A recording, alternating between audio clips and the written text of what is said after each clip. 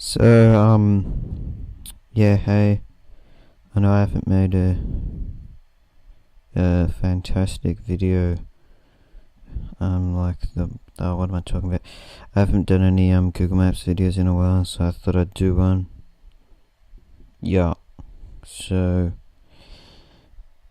basically, I can't be bothered talking about Russian explorers they're all from the 19th century mostly, they're impossible to find, and yeah. So today, I've decided I'm going to look at something different. So I'm going to look at Portuguese history. Shall we do that? So let's just go here. Okay, so I've got the Portuguese official Wikipedia page, and I'm going to go down to history of Portugal. And it should be the Portuguese history should I start with, because I mean obviously it's a lot of history. It's got the whole empire and stuff. This might be an introduction video. So we've got ancient history, we've got the prehistoric Iberia, so like the Iberian Peninsula, which is where Portugal and Spain are. They're on the Iberian Peninsula, in case you didn't know that. Pre-Roman people, so people who used to live in the area before the Romans came along.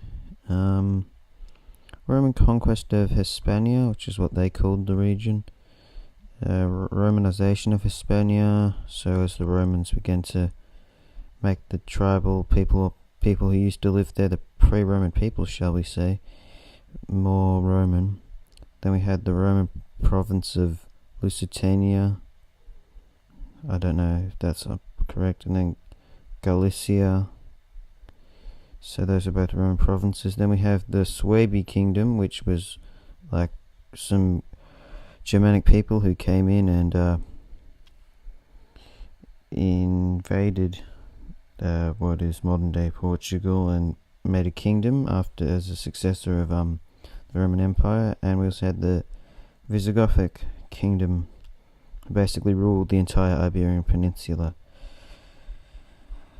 Then we have the Umayyad conquest of Hispania, so the Umayyad Caliphate, which was the second caliphate, invaded Hispania and invaded modern day Spain and Portugal, and made it a part of their caliphate. We have Al-Andalus, which was when after the Umayyads collapsed, one of the rulers went off to Al-Andalus, as it was called, and founded the Caliphate of Cordoba. Then we have Gabriel and Al-Andalus, which was the name given to the area of Al-Andalus, which is now Portugal, so it's the Muslim name for it. And we have the Almoravid dynasty, which was like after the Caliphate of Cordoba collapsed because of the Reconquista, which was as the Christians began to recapture the taken lands. And the Caliphate of Cordoba collapsed and split up. So then the Almoravids came in and founded their own dynasty in the area. Then we have the County of Portugal, which seems like a pretty good starting point, because I mean, well, that's where Portugal actually begins being an independent country. And yeah. And then we have more stuff like Portugal in the Middle Ages, Portuguese House of Burgundy, Imperial Expansion, House of Azirs, whatever, Portuguese Renaissance, Portuguese Empire, Portuguese War of Succession, Iberian Union, Restoration Wars, Liberal Wars, and then the 1910 Revolution. So I'm hoping to kind of cover some of that stuff. But I reckon I'll start with the First County of Portugal. So the First County of Portugal was founded, well, obviously you've got to have some context. So obviously, as I said, there's the Visigothic kingdom, who was successor of the Romans, and then the Muslim Caliphate of the Umayyads came in from what was modern-day Morocco, which they had just conquered, and invaded the Visigoths because they were very disorganized, and they very easily invaded them. Even famously went into modern-day France and were defeated at the Battle of Tours. And then so that was basic. And then, but up in the very north of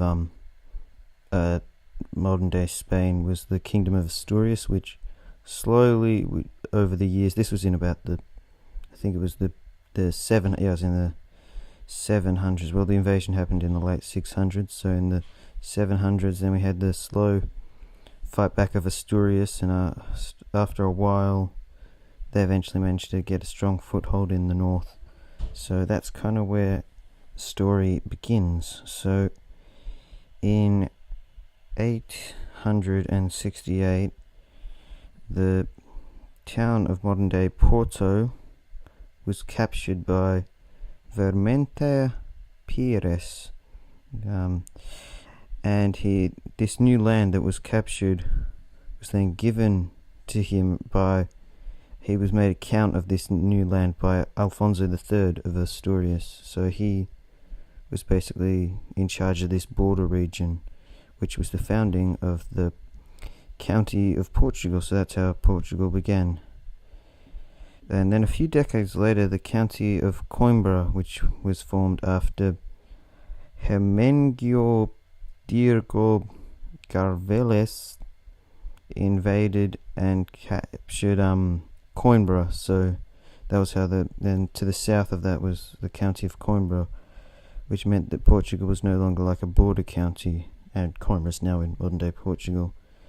However, Portugal was still subject to attacks by the Caliphate of Cordoba,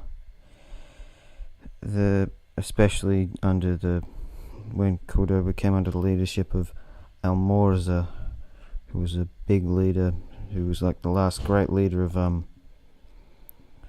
he really pushed the Christians to the edge. That guy, he was a very powerful leader who was kind of unknown for some reason. In 987, again the County of so he recaptured Coimbra, and Portugal was once again on the borderland.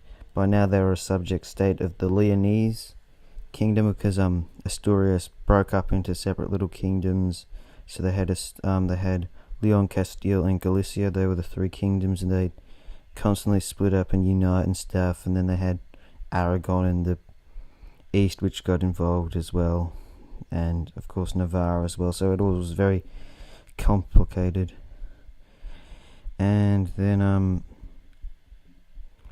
so basically, however, so that was under that point. And then the leader of Ferdinand I of Leon and Castile recaptured Coimbra in 1064. This is after Almorzor's death and the collapse of the Caliphate of Cordoba, because Cordoba collapsed and became very much like the Christians gained the upper hand majorly. So it was just a lot of conquering. So Coimbra was then recaptured. Portugal was then so the Counts of Portugal now had a lot more land. In the 960s as well, Portugal was attacked by Vikings, in fact, when King Ramiro,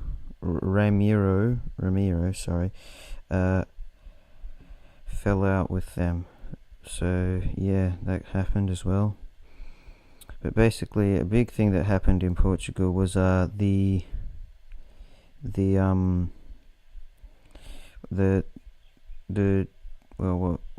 Count of Portugal, because Portugal is already fairly autonomous. Count Nuno Mendes wanted more autonomy for Portugal and tried to make it completely its own separate kingdom and stuff.